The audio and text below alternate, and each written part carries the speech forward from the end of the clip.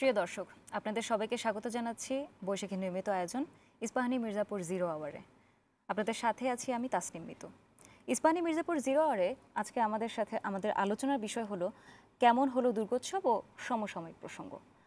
আলোচনায় আজ আমাদের সাথে অতিথি হিসেবে আছেন বাংলাদেশ জাতীয় হিন্দু মহাজোটের মহাসচিব অ্যাডভোকেট গোবিন্দচন্দ্র প্রামাণিক এবং দৈনিক আমার দেশ পত্রিকার ডেপুটি এডিটর সুলতান মাহমুদ। মূল আলোচনায় যাওয়ার আগে শুরুতেই আমরা দেখে নিচ্ছি বৈশাখী টেলিভিশনের প্রধান সংবাদ শিরোনামগুলো। প্রতিমা বিসর্জনে শেষ হলো শারদীয় দুর্গোৎসব। সকালে সিঁদুর খেলা, বিকেলে ছিল শোভাযাত্রা।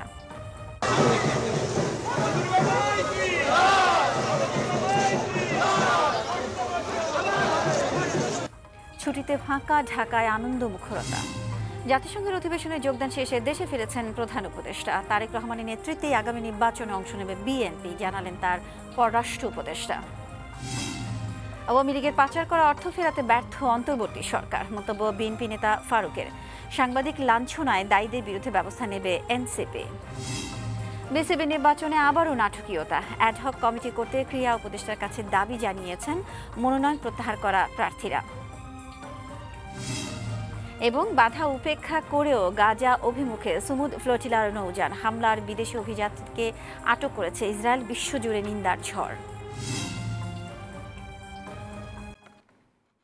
আলোচনার শুরুতেই আমি চলে যাব গোবিন্দচন্দ্র প্রামাণিকের কাছে। আমরা সবাই জানি যে আমাদের শারদীয় দুর্গোৎসব আজকেই শেষ হলো এবং আমার প্রশ্ন থাকবে তার কাছে যে ওভারঅল আমাদের শারদীয় দুর্গোৎসব কেমন কাটলো।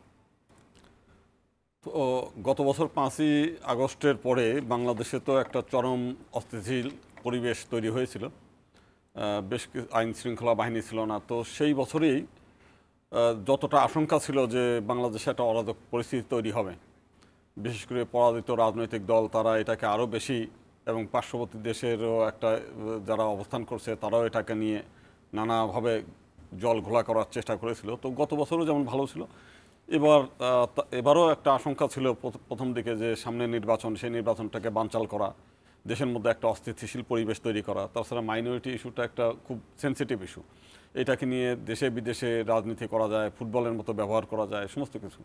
তো সেইভাবে অনেকেই আশঙ্কা করছিল যে সারা বাংলাদেশে আবার সেই ওই বাহারের নেতৃত্বে কুমিল্লায় যে ঘটনা ঘটেছিল, সারা দেশে প্রতিমা ভাঙচুর করে দেশে একটা অরাজক পরিস্থিতি তৈরি করা, এরকম একটা পরিস্থিতি তৈরি হওয়ার আশঙ্কা তৈরি হয়েছিল। তো সর্বদিক দিয়ে আমাদের দেশের যারা দেশপ্রেমিক জনগণ, ধর্মপ্রাণ মানুষ যারা আছে, ভিন্ন ধর্মের মানুষ অন্য যারা আছে, তারা সহ সরকারের সমস্ত উইংস, সেনাবাহিনী, পুলিশ বাহিনী, র্যাব, তারপরে আনসার, এরা সবাই মিলে একটা খুব দক্ষ অবস্থানে নেয়ার কারণে ওই 2-4টে ঘটনা ছাড়া সামগ্রিকভাবে পূজা অত্যন্ত ভালো পরিবেশে হয়েছে এবং আনন্দমুখর পরিবেশে হয়েছে। এবং এই জন্য আমরা সরকারকে ধন্যবাদ জানাই এবং সারা দেশ থেকেই হিন্দু সম্প্রদায়ের মানুষ সরকারকে এবং দেশের সাধারণ মানুষকে, যারা শুধু সরকার ছিল না, আমাদের অন্যান্য রাজনৈতিক দল, বিএনপি, জামাতে ইসলামী, ইসলামী আন্দোলন সহ অন্যরা, তারাও এই মন্দিরটি যাতে কোনো ধরনের অঘটন না ঘটে সেই জন্য তাদেরও সতর্ক দৃষ্টি ছিল আর কি। তো সব দিক দিয়ে একটা খুবই ভালো পরিবেশে, অত্যন্ত আনন্দমুখর পরিবেশে এবার পূজাটা সম্পন্ন হয়েছে। সুলতান মাহমুদ, আপনার কাছে প্রশ্ন থাকবে যে সার্বিক নিরাপত্তা ব্যবস্থা দুর্গোৎসবের মধ্যে কেমন ছিল? ধন্যবাদ। দেখেন, সার্বিকভাবে কেমন ছিল ওনার কথা থেকে কিছুটা বেরিয়ে এসছে যে সরকার সর্বতোভাবে চেষ্টা করেছে। বিগত সরকার আমলে যে প্রচারণা যা ছিল, কর্ম ছিল তাদের পুরোটা উল্টো। আমরা এই সনাতনী ধর্মের যারা আছেন তাদেরকে একটি ট্রাম্প কার্ড হিসেবে ব্যবহার করা হতো। বিশেষ করে এই উৎসব, সনাতনী ধর্মী অবলম্বী যারা, তাদের এই উৎসব এলেই তাদেরকে নানান রকম চাপে থাকতে হতো, যতটা না ধর্মীয় কারণে, তার চেয়ে অনেক বেশি ছিল রাজনৈতিক কারণ হলো, আপনি দেখবেন যে বিভিন্ন সময় বাংলাদেশের স্বাধীনতা পরবর্তী কাল থেকে যাবৎকাল পর্যন্ত যত এই সাম্প্রদায়িক ইস্যুতে দুর্ঘটনাগুলো ঘটেছে, সেটির দায় চাপানোর চেষ্টা করা হয়েছে বিশেষ করে যারা ইসলামপন্থী রাজনৈতিক দল তাদের উপরে, এবং বিএনপির উপরে। কেন দায়টা এসছে? কারণ ইসলামী দলগুলো ভিন্ন ধর্মকে চায় না, তাদের কোনো কিছুকে মানতে চায় না, এটি খাওয়ানোটা একেবারে খুব সহজ ছিল যে তারা এটিকে মানতে চায় না। বা শহীদ প্রেসিডেন্ট জিয়াউর রহমানের দল বিএনপি, সেখানটাতে শুরুতেই বলা হয়েছে, বা আমাদের যে সংবিধান বিসমিল্লাহির রহমানির রহিম দিয়ে শুরু করা হয়েছে, এইগুলোকে সামনে এনে অসাম্প্রদায়িক একটি বিষ বাষ্প সবসময় ছড়িয়ে রাখা হতো। এবং এর মধ্য দিয়ে এই যে সনাতনী ধর্মের যারা বাংলাদেশের নাগরিক, বাংলাদেশের বিভিন্ন শ্রেণী পেশায় যারা আছেন তাদের সাথে, এবং মুসলিম সংখ্যাগরিষ্ঠ যে জনগোষ্ঠী, তাদের মধ্যে একটি বিভেদ তৈরি করার একটি অপচেষ্টা সব সময় আমরা কিন্তু দেখেছি। এবং এটি একটি রাজনৈতিক ট্রাম্প কার্ড হিসেবে ব্যবহার করা হতো। আমরা বিগত সময়ে বলতে শুনেছি, সরকার প্রধান থেকে শুরু করে একবারে তৃণমূল পর্যন্ত সরকারি দলের যারা, তারা বুক ফুলিয়ে এই যে বলতো যে ধর্ম যার যার, উৎসব সবার। কিন্তু আমরা দেখতাম আসলে ধর্ম যার যার হামলাটা এই সনাতনী ধর্মের উপর, এবং দায় চাপানোটার সকল কিছু ছিল যারা এই ভিন্ন মত বা ভিন্ন রাজনৈতিক আদর্শে বিশ্বাস করত তাদের উপর। তো এই মানসিকতা দিয়ে যখন করা হতো, তখন দুটি পক্ষ আতঙ্কে থাকতো। একটি, ওনরা যারা এই ধর্মীয় আচার অনুষ্ঠানে আয়োজন করতেন এবং সনাতনী ধর্মের যারা, তারা আতঙ্কে থাকতেন। আরেকটি আতঙ্কে থাকতেন এই যে বিরোধী রাজনৈতিক শিবিরে যারা ছিলেন তখন, তারা আতঙ্কে থাকতেন। কারণ হামলাটা করবে কে, কাদের উপর হামলা করবে, দায়টা চাপাবে কার উপরে। তো এই হামলার আতঙ্কে আমি একেবারে সর্বশেষ যদি বলেন, 2023 সালের নির্বাচনের আগে আমি নির্বাচনী সাংবাদিকতা পড়াতে গিয়ে দেশের বিভিন্ন জেলার যারা সাংবাদিকতা করেন তাদের সাথে আমরা একেবারে সরজমিনে যখন এই ইলেকশন সাংবাদিকতা নিয়ে তাদের প্রশিক্ষণে গেলাম, তখন একটি জায়গা ছিল যে এই প্রশিক্ষণ শেষে কতগুলো সাবজেক্ট দেয়া হলো যে কে কোন বিষয়ের উপরে ভালো রিপোর্ট লিখতে পারবেন। তো এর মধ্যে সনাতনী ধর্মের যে সাংবাদিক বন্ধু সহকর্মীরা আমার আছেন, এদের প্রায় সবার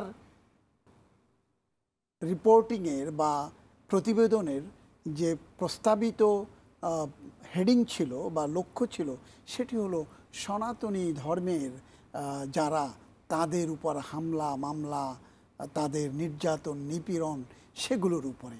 এবং আমি দেখলাম যে সেই রিপোর্টগুলো তারা অ্যাওয়ার্ডেড হয়েছিলেন এই রিপোর্টের জন্য, যে প্রতিষ্ঠান, আন্তর্জাতিক একটি প্রতিষ্ঠান, সেই প্রতিষ্ঠান অর্থায়ন করেছে এবং ভালো রিপোর্ট করবার জন্য তাদেরকে অর্থায়ন করা হয়েছে।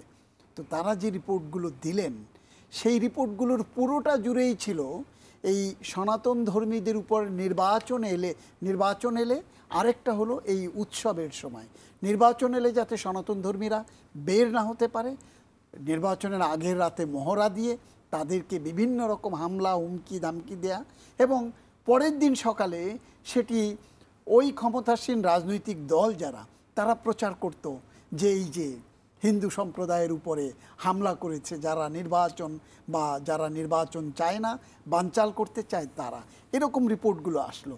কিন্তু সেই রিপোর্ট যখন চূড়ান্ত হলো, সেই কোন কোন রিপোর্ট মনোনয়ন পেল বা চূড়ান্ত হলো, সেটির একটি বাছাই প্রক্রিয়া একটি বিশেষজ্ঞ প্যানেল দিয়ে যখন হলো এবং সেটি প্রচার যখন করতে বলা হলো, সেই সরকারের যারা সানুগ্রহপ্রাপ্ত মিডিয়ার মালিক, যে সমস্ত মালিক মিডিয়া করেছিল, সেই সমস্ত মিডিয়াতে সেই সত্যগুলো প্রচার করা যায়নি। সেই প্রেক্ষাপটে বলবো যে এবার সারা দেশে, বিশেষ করে অন্তর্বর্তীকালীন সরকার দায়িত্ব নেবার পর, ওই স্লোগানে হয়তো যায় নাই যে ধর্ম যার যার, উৎসব সবার, সেই স্লোগানে হয়তো যায় নাই, কিন্তু কাজটি তারা করেছে। এই যে উনি বলছিলেন যে আতঙ্ক থাকে, একটি বিভীষিকা থাকে, শঙ্কা থাকে চারদিকে, কি জানি কি না হয়ে যায়, তো সেই দিক থেকে ওনাদের উষ্মা প্রকাশ করেছেন আগেভাগেই, এবং সরকার তার যে প্রতিশ্রুতি, সরকার যে তার প্রচেষ্টা, সেটি কিন্তু দেখিয়েছে এবং তার সুফল মিলেছে আমার যতটুকু মনে হয়। কারণ এবার দেখবেন যে বিগত সরকারের সময় যে পরিমাণ পূজা হতো পূজা মণ্ডপে বা মন্দিরে, এবার কিন্তু তার চেয়ে 1894টি মণ্ডপ এবং মন্দিরে বেশি পূজা হয়েছে। আপনি যদি ঢাকা শহরের কথাই বলেন, ঢাকা শহরেই 7টি মণ্ডপ বা মন্দিরে বেশি পূজা হয়েছে। তাহলে এই শঙ্কা, হামলা, হাঙ্গামার জায়গাটা বেশি থাকার কথা, কিন্তু সেটি হয় নাই। এ যাবৎকাল পর্যন্ত উনি যেটি বলেছেন 3-4টা বিচ্ছিন্ন ঘটনার কথা আমরা শুনেছি, এবং সেটিও একবারে শুরুর দিকে। শেষের দিকে পূজার যে মূল উৎসব যখন থেকে শুরু হয়, তখন আর এরকম কোনো হামলা, মামলা, আশঙ্কার কথা আমরা পাইনি।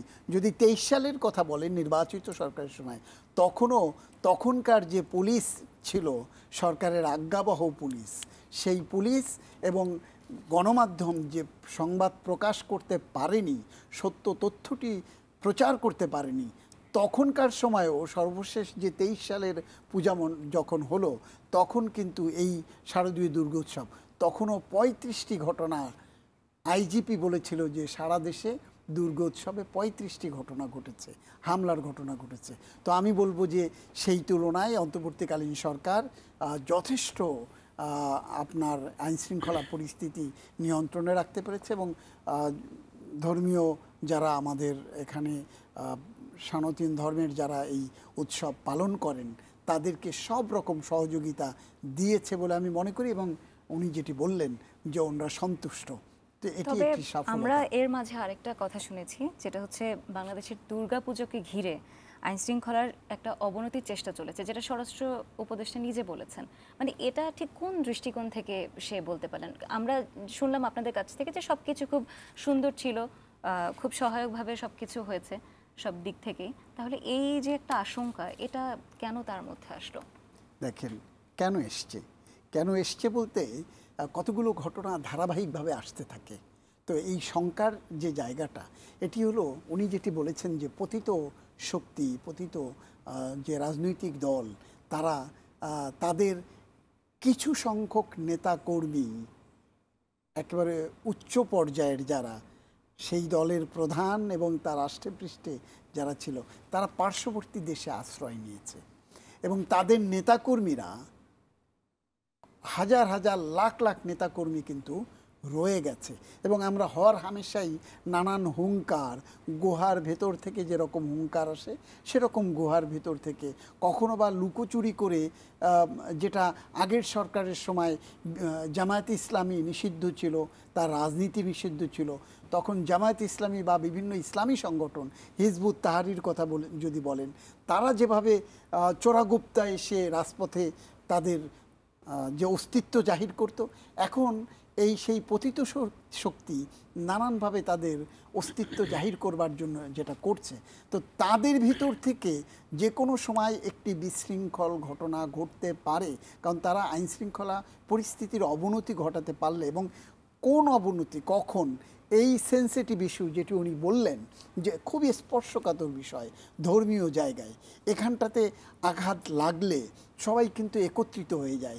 কেন, কখন, কিভাবে ঘটেছে সেটির মূলে যাওয়ার আগেই কিন্তু এটি চাউর হয়ে যায়। এবং আপনি নিশ্চয়ই জানবেন যে এখন যে সোশ্যাল মিডিয়া, এটি আপনার টেলিভিশন বা আমার পত্রিকায় প্রকাশ করবার আগেই সামাজিক গণমাধ্যমে, যোগাযোগ মাধ্যমে এটি নানান করে প্রচার হয় নানানভাবে, এবং সেখানে নানান পাখা মেলতে থাকে সেই প্রচারের। এবং এ ধরনের কোনো ঘটনা ঘটলে সেটি যে বড় ধরনের বিশৃঙ্খলায় পরিণত হতে পারে, সেটি সরকার আগে থেকেই আঁচ করেছে, এবং সরকারের যে গোয়েন্দা সংস্থা, বিভিন্ন আইন শৃঙ্খলা রক্ষাকারী যে বিভিন্ন গোয়েন্দা বাহিনী আছে, সেখান থেকে তারা তথ্য হয়তোবা পেয়েছিল, সেই জায়গা থেকে হয়তোবা সরকারের পক্ষ থেকে ওই আশঙ্কা ব্যক্ত করা হয়েছিল বলে আমার মনে হয়। জি, আপনার কাছে চলে যাব গোবিন্দচন্দ্র প্রামাণিক, আপনি এই দিকটা কোন দৃষ্টিকোণ থেকে দেখছেন? একটু আমি বলি যে আমাদের যদিও বাংলাদেশের বেশিরভাগ হিন্দু আওয়ামী লীগকে ভোট দেয়, কিন্তু আপনি যদি একটু অতীত ইতিহাস যদি আমরা তাদের ঘাঁটি, 2001 সালের নির্বাচন পরবর্তীতে ভোলা থেকে আরম্ভ করে টোটাল দক্ষিণাঞ্চলে ব্যাপকভাবে হিন্দুদের উপর হামলা হয়েছে। সে সময় নারী ধর্ষণ, মন্দির, বাড়ি ঘর ভাঙচুর, অগ্নিসংযোগ সব হয়ে গেল। তো সেটা নিয়ে তো বিএনপির উপরে দায় চাপানো হলো ব্যাপকভাবেই। তো আমরাও সেটাই আশঙ্কা করলাম। বিএনপি অবশ্য সেটা নিয়ে কোনো মানে তদন্ত উদ্ঘাটন কোনো কিছু করলো না। পরবর্তীকালে যখন আওয়ামী লীগ ক্ষমতা আসলো 2006 আসার পরে আওয়ামী লীগের কাছে আমরা নিবেদন করলাম যে যেহেতু বিএনপি জামাত এই ঘটনাটা ঘটিয়েছে, অতএব এইটার বিএনপিদের বিচার করতে হবে। কিন্তু তখন দেখলাম যে আওয়ামী লীগ এটা নিয়ে কোনো করে না। পরবর্তীকালে আমরা কয়েকজন বন্ধুবান্ধব মিলে আমরা হাইকোর্টে একটা রিট করলাম যে এইটার তদন্ত করা হোক। তো হাইকোর্ট একটি কমিশন তৈরি করলেন। বর্তমানে যিনি রাষ্ট্রপতি শাহাবুদ্দিন সাহেব, ওনাকে প্রধান করে স্বরাষ্ট্র মন্ত্রণালয়ের একজন এবং সিআইডির একজনকে দিয়ে তদন্ত কমিটি করলেন। তারা প্রায় 25,000-এর উপরে অভিযোগ পেলেন। সেখান থেকে মানে তারা কীভাবে যাচাই বাছাই করলেন তারাই জানে। সেখান থেকে তারা সব 20,000 বাদ দিয়ে মাত্র 5,000 রাখলো। তো সেই 5,000 যখন হাইকোর্টে জমা দিল, আমরা তখন বললাম যে এটা গেজেট আকারে তৈরি করা হোক যাতে সবার কাছে থাকে। তো সে হাইকোর্ট সেই নির্দেশ দিলেন। তারা করলেন কি, গেজেট আকারে তৈরি করলেন, কিন্তু এইটা যেন কারো কাছে না যায়। এবং শেষ পর্যন্ত হাইকোর্ট নির্দেশ দিল তাকে স্বরাষ্ট্র মন্ত্রণালয়কে এইটা মানে এই করে মামলা হিসেবে গ্রহণ করে এদের বিচার করা হোক। আওয়ামী লীগের 15 বছরে সেটা আর বিচার হলো না। আমরা তাজ্জব হয়ে গেলাম যে ঘটনাটি কি। বিএনপি জামাতকে তো যেখানে পায় সেখানেই ধরে, তাদেরকে আটক করে, অথচ এত বড় একটা সুযোগ তারা হাতছাড়া করলো কেন? তো তখন আমার ভোলায় একটা সংগঠন ছিল না, তখন ভোলায় সংগঠন হলো। তখন তাদেরকে আমি জিজ্ঞেস করলাম যে আপনাদের এলাকায় এত ঘটনা ঘটলো, তো সেটার আওয়ামী লীগ ক্ষমতায় থাকার পরে বিএনপি জামাতকে বিচার করলো না কেন? বলে দাদা আসলে জানেন না, এটা তো তোফায়েল আহমেদের কাজ, উনি আয়োজন করেছেন, সেখানে সবাই জড়ো হয়ে গেছে। এখন দুইটা বিএনপি জামাতের কর্মীদের আটকাইতে গেলে তো শেখ হাসিনা নিজেই আটকা পড়ে যায়, কারণ এটা নির্দেশনা তো প্রধান থেকেই শুরু হওয়া। তো এই হলো বিষয়টা। তো এখনকার যে বিষয়টা দেখেন, তখন হচ্ছে মানে আওয়ামী লীগের দলীয় প্রধান থেকে আরম্ভ করে বাহারকে দিয়ে কুমিল্লার যে ঘটনাটা ঘটালো, আমরা দেখলাম আমাদের সংগঠনের যিনি প্রধান কুমিল্লার, তিনি আবার সাংবাদিকও বটে। তিনি বললেন যে আমি পুলিশ অফিসে বসে আছি, পুলিশকে বারবার অনুরোধ করছি যে এখনই আপনারা গিয়ে অভিযান চালান, এই ধরেন, আটক করেন। তো ওখান থেকে সে বললো যে বাহার হচ্ছে তখন দুবাইতে বসে বসে পুলিশকে ইনস্ট্রাকশন দিচ্ছে যে থামেন, আমি যোগাযোগ করতেছি, ম্যাডামের মানে আপার সঙ্গে কথাবার্তা বলতেছি, আমি যখন বলি তখন নামবেন। তার মানে প্রত্যেকটি ঘটনা পরে দেখা গেল, আপনি দেখবেন যে নাসিরনগরের ঘটনায় আওয়ামী লীগ জড়িত, সেই কক্সবাজারের রামুর ঘটনায় বৌদ্ধদের, যেটা বৌদ্ধরা তো বলেই দিল যে আওয়ামী লীগ যেন আমার এই এরিয়ার মধ্যে না আসে, আওয়ামী লীগ জড়িত। যশোরে দেখলাম আওয়ামী লীগ জড়িত। মানে প্রত্যেকটি ঘটনার পিছনে আওয়ামী লীগ নিজেই এই টোটাল ঘটনাটা নাটক সাজিয়ে, যে এটা হচ্ছে তার ক্ষমতায় থাকার জন্য। সে দেখতেছে যে নির্বাচিত হতে আমি পারছি না, ভোট আমি পাচ্ছি না, জনগণ ভোট দিতে যাচ্ছে না। বিশ্ববাসীকে জানানো যে দেশে ব্যাপকভাবে জঙ্গিবাদের উত্থান ঘটছে, আমি যদি এখানে না থাকি তাহলে এই দেশের মাইনরিটিরা থাকতে পারবে না, বাংলাদেশে একটা মৌলবাদী তালেবানি রাষ্ট্র তৈরি হবে। ভারতকে ভয় দেখাতো যে আপনার এখানে মৌলবাদী তৈরি হলে আপনার পেটের মধ্যে আপনারও সমস্যা তৈরি হবে, অতএব আপনি ওই ন্যায্য হোক অন্যায্য হোক যেটাই হোক আমাকে ক্ষমতায় রাখতে হবে। মানে সে যে কতটা চতুর, এবং সেই বিষয়টা যদি আপনি আর একটা বই পড়েন, আপনাদের শেখ হাসিনার পিএস ব্যক্তিগত সহকারী আর কি মতিউর রহমান রেন্টুর একটা বই আছে। তো 92 সালে যখন হচ্ছে ভারতে বাবরি মসজিদকে কেন্দ্র করে একটু উত্তেজনা তৈরি হচ্ছিল, তখন মতিউর রহমান রেন্টু লিখেছেন যে আমাকে তিনি ডাকলেন, ডেকে বললেন যে সারা দেশে হিন্দু মুসলিম রায়ট লাগিয়ে দাও। তো উনি বললেন যে হিন্দুরা আমাদের রিজার্ভ ভোটার, তাদেরকে হামলা করবো কেন, এটা তো অনুচিত। তো উনি বাদানুবাদ করার পরে শেষ পর্যন্ত বলল যে আরে বোকা, আপনার সার্ক সম্মেলন পণ্ড করতে হবে না, খালেদা জিয়া সার্কের চেয়ারম্যান, এটা তো পণ্ড করে দিতে হবে, এবং একই সঙ্গে জাহানার ইমাম যেভাবে মুক্তিযুদ্ধের ধারক বাহক হয়ে যাচ্ছে সেটা আমার নেতৃত্বের প্রতি হুমকি, তো অতএব এটা হামলা করো। তো সে বললো যে আমি সেই সময় 5 লাখ টাকা নিয়ে প্রথম ঢাকা বিশ্ববিদ্যালয়ে বুড়ো শিব মন্দিরে ছেলেপেলেদের উস্কানি দিয়ে ওখানে আগুন ধরালাম, ঢাকেশ্বরী মন্দিরে আগুন ধরালাম, রামকৃষ্ণ মিশনে আগুন ধরালাম, গৌরী মঠে আগুন ধরালাম, ঢাকার প্রত্যেকটি মন্দিরে আগুন ধরায়, এবং হাফিজুর রহমানের বাসায়, যেটা হচ্ছে মুক্তিযুদ্ধ কল্যাণ ট্রাস্টের চেয়ারম্যান, তার বাসার টেলিফোন দিয়ে বাংলাদেশের বিভিন্ন জেলায় মানে নির্দেশনা দিল যে হিন্দু মুসলিম মানে হিন্দুদের বাড়িঘরে হামলা হবে। তার মানে ভদ্রমহিলা কতটা চতুর যে তার নিজের স্বার্থ চরিতার্থ করতে তাকে যারা নিঃস্বার্থভাবে ভোট দেয়, কোনো চাওয়া পাওয়া ছাড়া, হিন্দুদের সে কোনো কল্যাণ করে নাই, বরং শেখ মুজিবও হিন্দুদের সম্পত্তি এনিমি প্রপার্টির তালিকায় করছে। রমনা কালী মন্দির শেখ মুজিব নিজের বুলডোজার দিয়ে পরিষ্কার করেছে। মানে হিন্দুদেরকে যত প্রকার ক্ষতি যদি ইতিহাস ধরেন, আমরা অন্য দলের কাছ থেকে কোনো লাভ পাই নাই, কিন্তু ক্ষতি না, জামাতো ইসলামী দল, অন্যান্য ইসলামী দল, কিন্তু তাকে আমরা ভোটও দিয়েছি। তাদের কাছ থেকে যত ক্ষতির পরিমাণ, বাংলাদেশের যে হিন্দুরা যা কিছু ক্ষতিগ্রস্ত হয়েছে আওয়ামী লীগ দ্বারা, এবং সে মানে হিন্দুদের ভোটও নিয়েছে, আবার হিন্দুদের ক্ষতিও করেছে, এই বিষয়টা। দর্শক, আমরা এখন একটি ছোট বিরতিতে যাব। ইস্পাহানি 0 আওয়ারে এখন নিচ্ছি ছোট্ট একটি বিরতি। আমাদের সাথেই থাকুন, শিগগিরই ফিরছি।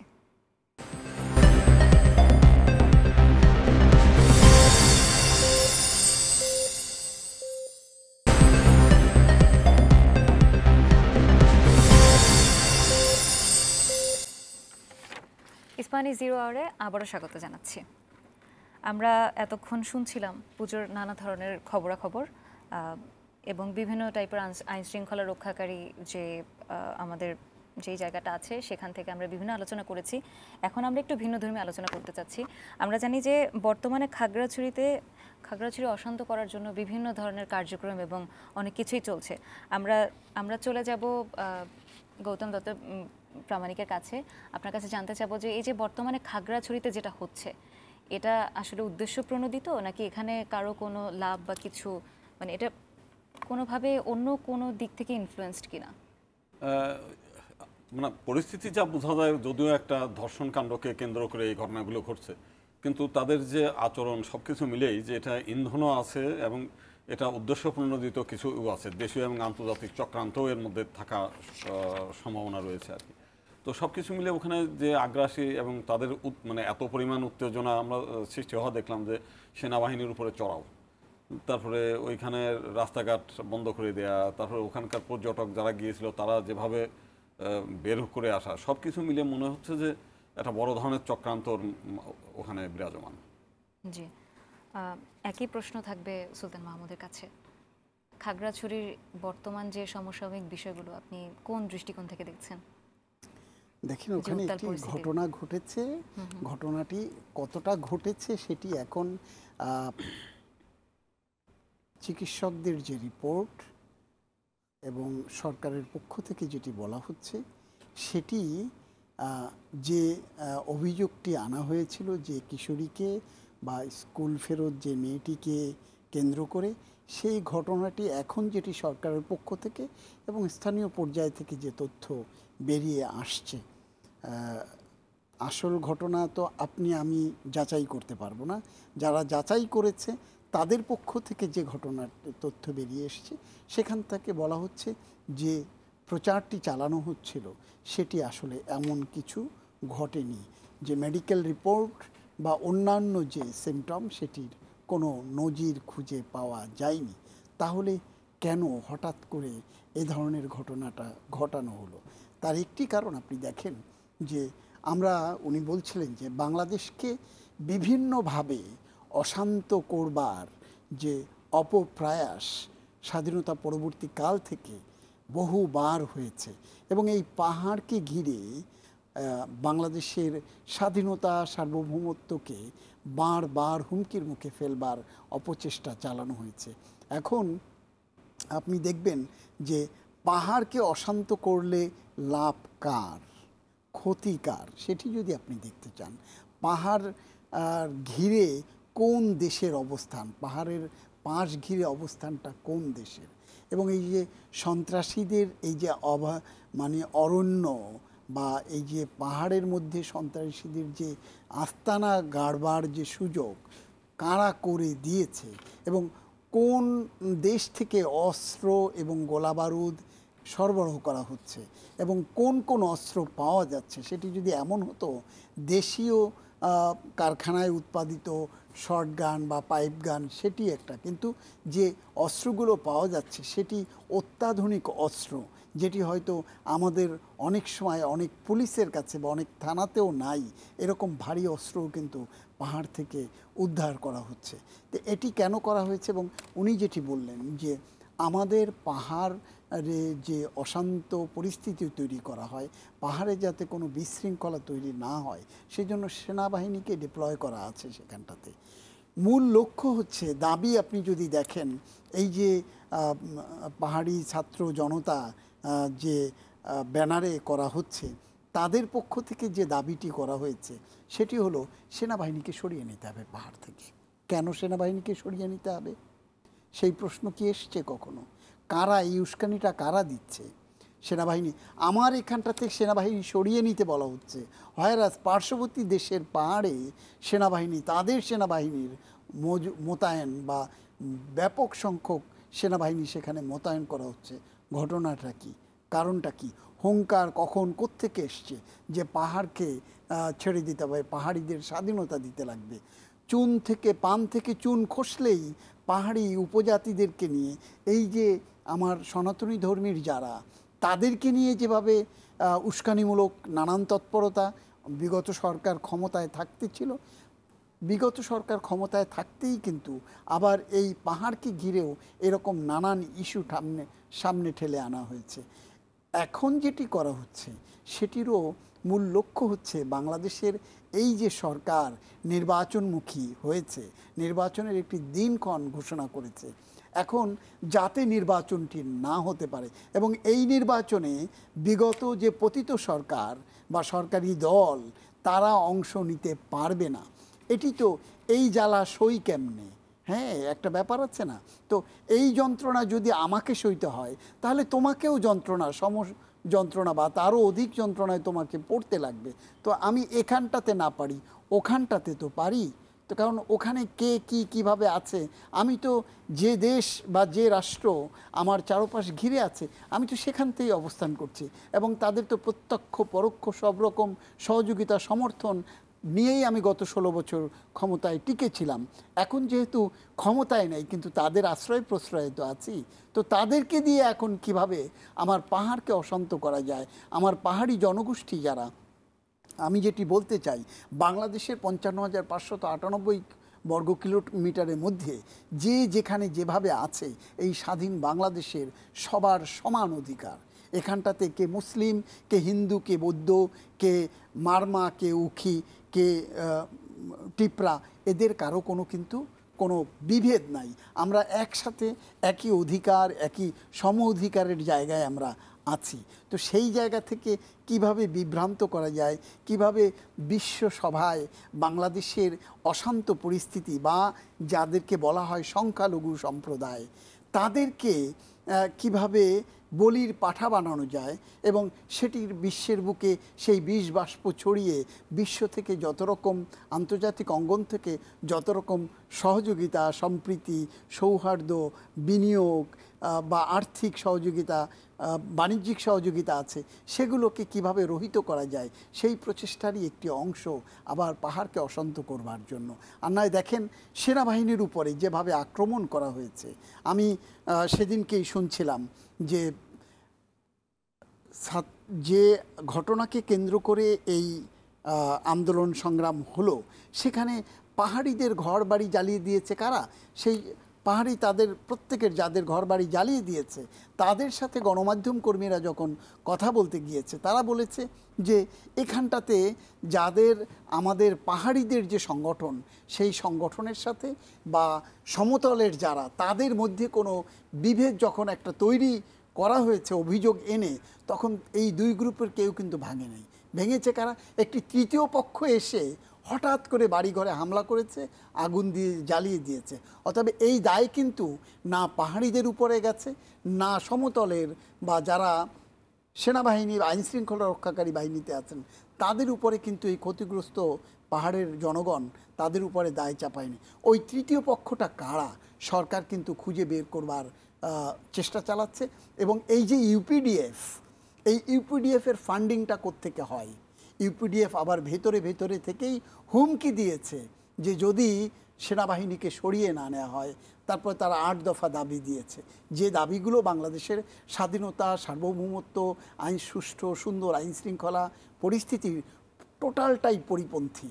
তো এই যারা উস্কানি দিচ্ছে এবং অশান্ত করছে, থেমে থেমে ক্ষণে ক্ষণে এই অপ্রীতিকর ঘটনাগুলো ঘটাচ্ছে, সরকারের কাজ হচ্ছে আইনশৃঙ্খলা রক্ষাকারী বাহিনীর সাথে যতগুলো সংস্থা আছে, সেনাবাহিনী, বিজিবি, পুলিশ, গোয়েন্দা সংস্থা, তাদের উচিত, আমার যেটা মনে হয়, যে এই অপশক্তিকে খুঁজে বের করা এবং পাহাড়কে যারা বিভিন্ন সময় অশান্ত করেছে বা করবার চেষ্টা করেছে, তাদের মূল উৎপাটন করতে পারলেই পাহাড়ে শান্তি শৃঙ্খলা ফিরে আসবে এবং এই যে পাহাড়ি এবং সমতলের মানুষের মধ্যে যে বিভেদ সৃষ্টি করা, এই যে অপচেষ্টা, সেটিকে রুখে দেওয়া সম্ভব হবে।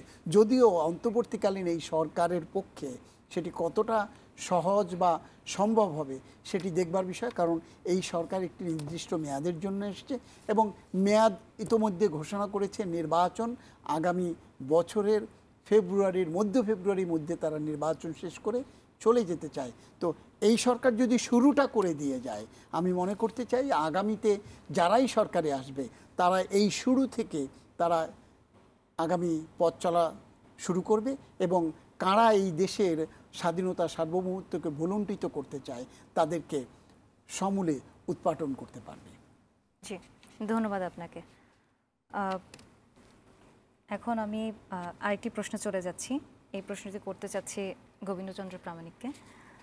আমরা জানি যে প্রধান উপদেষ্টা জাতিসংঘ সফরে গিয়েছেন, অ্যান্ড ওইখানে আরও অনেক অর্জনগুলো যেভাবে হয়েছে বা আমরা যতটুকু জানি, সে জাতিসংঘের সব কিছু শেষ করে দেশে ফিরছি, এটাও আমরা শুনেছি। এই অর্জনগুলোকে আপনি কিভাবে দেখছেন এটা জানতে চাবো আপনার কাছে, কিন্তু তার আগে আমরা ছোট একটি বিরতি নিয়ে নিব। ইস্পাহানি 0 আওয়ারে নিয়ে নিচ্ছে ছোট্ট আরেকটি বিরতি। আমাদের সাথেই থাকুন, ফিরছি তাড়াতাড়ি।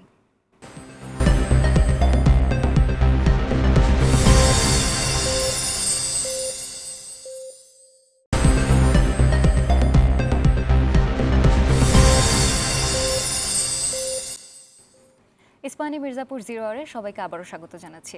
দর্শক, আপনারা আমাদের এই অনুষ্ঠানটি সরাসরি ইউটিউব এবং ফেসবুকে লাইভ দেখতে পাচ্ছেন। আপনাদের যদি নিজস্ব কোনো বক্তব্য থাকে বা আমাদের গেস্টদের সাথে যদি আপনারা কোনো কিছু বলতে চান বা আপনাদের যদি কোনো প্রশ্ন থাকে, আপনারা সরাসরি কমেন্ট বক্সে বা আমাদের সাথে যোগাযোগ করে সেটা বলতে পারেন। চলে যাচ্ছে আমাদের আলোচনায়। তো ডক্টর মোহাম্মদ ইউনূস তো একজন বিশ্বনন্দিত ব্যক্তিত্ব। তো আমাদের সৌভাগ্য যে ওনার মতো একজন ব্যক্তিকে আমরা অন্তর্বর্তীকালীন সরকারের প্রধান পেয়েছি।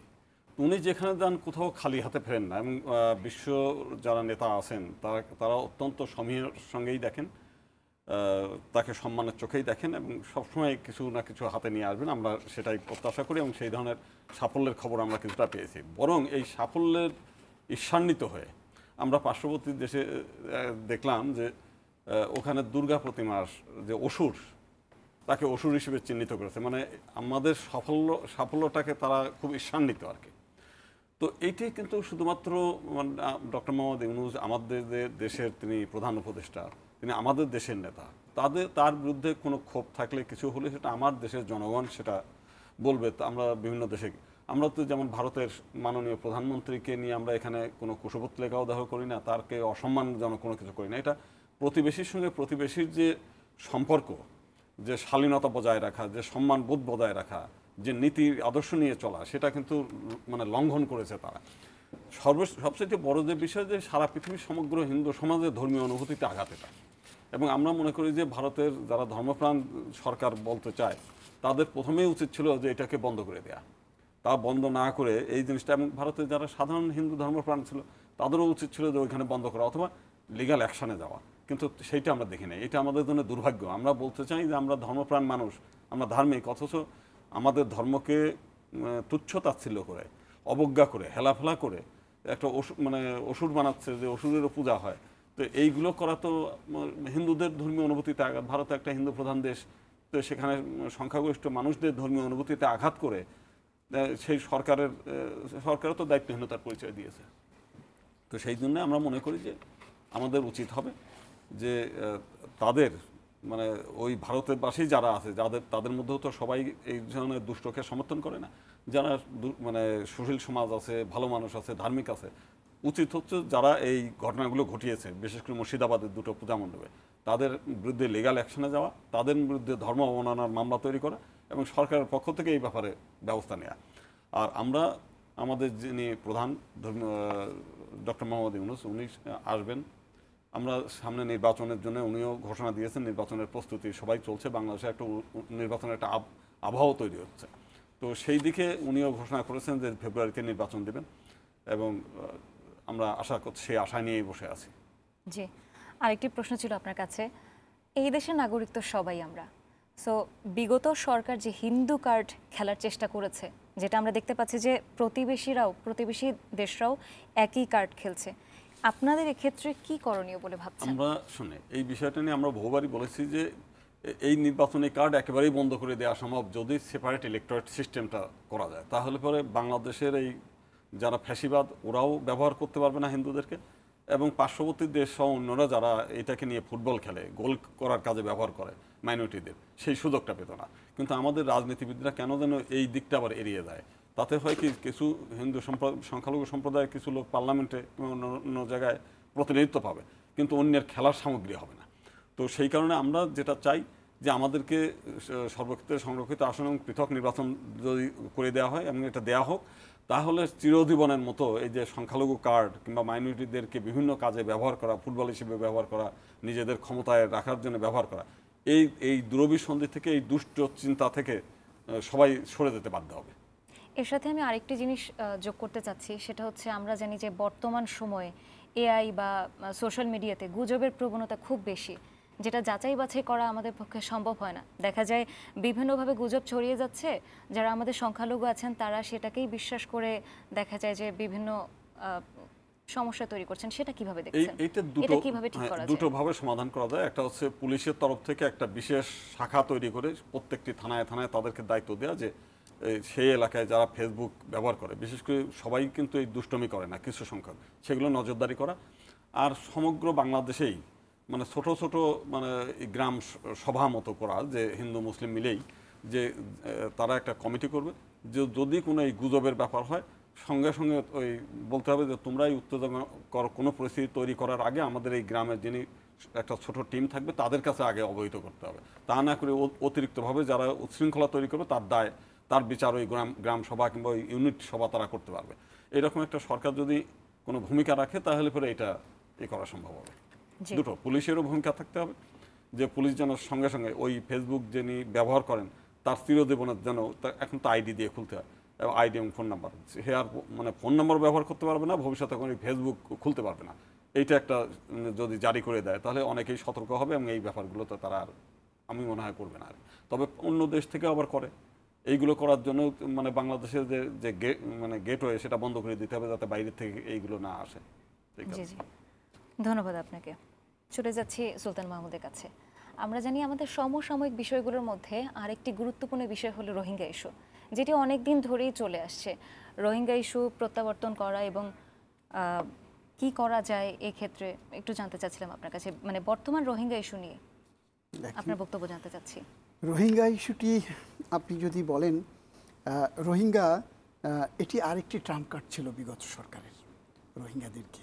কারণ আমরা তখন বলতে শুনেছি, ছোট বোন বড় বোনকে বলেছে, তুমি যদি 18 কোটি মানুষকে খাওয়াতে পারো 10 লাখ রোহিঙ্গাকে খাওয়াতে পারবে না?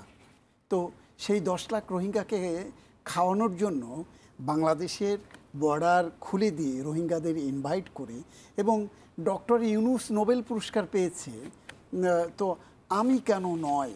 তো আমার একটি নোবেল পুরস্কার যদি এর মধ্য দিয়েও আসে যে আমি তো শান্তি চাই, আমি আশ্রয়দাতা, আর তখন কি মাদার অফ হিউম্যানিটি। তো আমরা এইসব উপাধিতে আমরা দেখেছি মাদার অফ হিউম্যানিটি, মানবতার জায়গা দ্বার উন্মোচন করে দিয়েছে, এবং রোহিঙ্গারা এসছে এবং রোহিঙ্গাদেরকে সব রকম সুযোগ সুবিধা দিয়ে। এবং আরেকটি কারণ ছিল এই যে রোহিঙ্গাদেরকে সামনে রেখে বিদেশি যে সাহায্য সহযোগিতা সেগুলোকে কিভাবে লোপাট করা যায়, তার দলের নেতাকর্মীরা এবং তার আদর্শপুষ্ট বা তার আশ্রয় প্রশ্রয়ে থাকা বিভিন্ন পর্যায়ের কর্মকর্তা কর্মচারীরা কিভাবে সেটিকে লুটে পুটে খেয়ে পরিপুষ্ট হওয়া যায়। একটা স্লোগান ছিল যে উল্টে পাল্টে দে মা লুটে কি চেটে পুটে খাই। তো উল্টে পাল্টে দিয়েছেন উনি, আর ওনার নেতা কর্মী বা ওনার অনুসারীরা সেটা চেটে পুটে খাওয়ার জন্য এই রোহিঙ্গাদেরকে এই যেটিকে বলে যে কি বলে পিঠের উপর গুজ না কি যেন একটা বলে, এরকম যে আছে যে আমি এমনিই সইতে পারছি না তার উপরে আরেকটা, তো সেরকম একটি জায়গা তৈরি করেছিল। এবং আসলে রোহিঙ্গা ইস্যুটি এখন বাংলাদেশের জন্য একটি বড় সংকট তৈরি করছে যে দেখেন মিয়ানমার তাদেরকে ফিরিয়ে নেবার কোনো উদ্যোগ নিচ্ছে না, চায় না সেটি এই রোহিঙ্গা ইস্যুকে নিয়ে বাংলাদেশের জন্য কোনো সহযোগিতা দাঁড় সেখান থেকে নয়, বরং নানান প্যাচ তারাও সেখান থেকে দিচ্ছে। আবার যদি আপনি ভারত বলেন, ভারত কোনো রোহিঙ্গাদেরকে সেখানে আশ্রয় না দিয়ে বাংলাদেশে ঠেলে দিয়ে বাংলাদেশের পরিবেশ পরিস্থিতি কিভাবে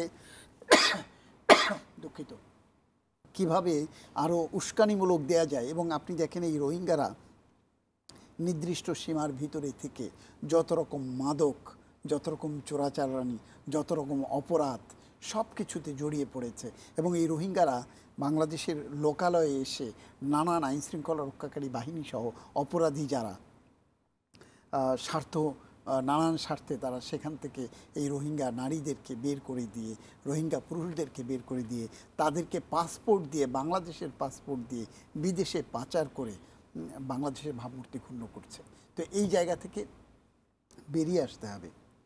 চলে যাচ্ছি গোবিন্দচন্দ্র প্রামাণিকের কাছে, একই প্রশ্ন থাকলো আপনার কাছে। হ্যাঁ, তারা তো চট্টগ্রামের পাহাড়গুলোকে কেটে, গাছপালা কেটে এবং এইখানকার জনগণের মধ্যে যে একটা উচ্ছৃঙ্খলা তৈরি করে, আমাদের জনগণের মধ্যে যে একটা ভালো পরিবেশ ছিল, সেই পরিবেশগুলো পর্যন্ত নষ্ট করে ফেলছে। তো সেটা যদিও তাদের অন্য জায়গায় এখন স্থানান্তর করেছে, তারপরেও ব্যবসা বাণিজ্য নানাভাবে তারা কিন্তু ওই জায়গার মধ্যে সীমাবদ্ধ না, নানান জায়গা ছড়িয়ে ছিটিয়ে যাচ্ছে বিভিন্নভাবে। এদের আবার একটু অপরাধমূলক কার্যক্রমের দিকে ঝোঁক বেশি, নিজেরা নিজে নিয়ে মারামারি করে বহু খুনোখুনি হয়েছে অতীতে আমরা দেখি। বাংলাদেশ সরকারের উচিত ছিল সেই সময় যে বাংলাদেশে না ঢুকিয়ে ওইখানে চাপ দেওয়া যায়, তোমার দেশের জনগণকে তোমরা নিরাপত্তা দেবা এবং এই দেশে আসার সুযোগ নাই। কিন্তু ওই যে স্যার যেটা বললেন যে ওনার একটা নোবেল পুরস্কারের লোভ ছিল, সেই সময় আমরা শুনেছি যে একজন ওনার কাছে আবার এই নোবেল পুরস্কারের কথা বলে টাকা নিয়েও বসেছিল। উনি বসে আছে, আপনাকে ফোন যাবে, সেই আপনি বসে থাকেন সারাদিন, উনি বসে থাকছেন একটা ফোনের অপেক্ষায় নোবেল পুরস্কার পাওয়ার জন্য। তো এই সমস্ত কীর্তিকাণ্ড তো উনি করেছেন, ওনার সারা জীবনে এই বাংলাদেশটাকে তো আর উনি নিজের দেশ মনে করেন নাই। উনি মনে করেছেন এই দেশ থেকেও যে লুটে পুটে খাওয়া দাওয়া আর এই দেশে টেন্ডারবাজি করে, দেশটা হচ্ছে একটা টেন্ডার ক্ষেত্র, এইখানে ব্যবহার করে কিভাবে দেশে বিদেশে নিজের আত্মীয় স্বজনকে, এবং 5 তারিখে যাওয়ার আগেও আমরা দেখছি ঢাকার মেয়র যেটা ওনাদেরকে এবং ওনার নিজস্ব পরিবারের লোকজনকে আগেই বের করে দিয়েছেন। তার পরিবারের লোক কিন্তু কেউ আটকা পড়েনি। উনি যে কতটা চতুর ছিলেন এই সমস্ত ব্যাপারে সেটা ওনার কার্যক্রম দেখলে বোঝা যায়। নিজেরা 2 বোন ওখানে থাকছে আর সমস্ত আগেই তাদেরকে বিদায় করে দিয়েছে। তার উনি আগে জানেন যে আমার পরিস্থিতি খুব খারাপের দিকে, অতএব আমি এখানে নাও টিকতে পারি, যে অতএব মরে মরুক ওনার দলের অন্যরা মরুক, কিন্তু আমার পরিবারের যেন কেউ না মরে। ঠিক এইভাবেই এই দেশ ধ্বংস হয়ে যাক, এটা নিয়ে তার কোনো চিন্তা ছিল না। সে এবং তার পরিবারের মানুষ কিভাবে এখানে টেন্ডারবাজি করা যায় সেই চিন্তা করেছে সবসময়। জি, ধন্যবাদ আপনাদের দুইজনকে আপনাদের মূল্যবান সময় দেওয়ার জন্য এবং মূল্যবান বক্তব্য আমাদের কাছে দেওয়ার জন্য। দর্শক, আমাদের ইস্পাহানি মির্জাপুর 0 আওয়ার আজকের মতো এখানেই শেষ। আমরা আজকে এখান থেকেই বিদায় নিচ্ছি। আপনারা আমাদের সাথে থাকবেন, সুস্থ থাকবেন, ভালো থাকবেন এবং পরবর্তী আমাদের যে ইস্পাহানি মির্জাপুর 0 আওয়ার নতুন পর্ব তার দেখার জন্য আমন্ত্রণ রইল। আমাদের সাথেই থাকুন। ধন্যবাদ সবাইকে।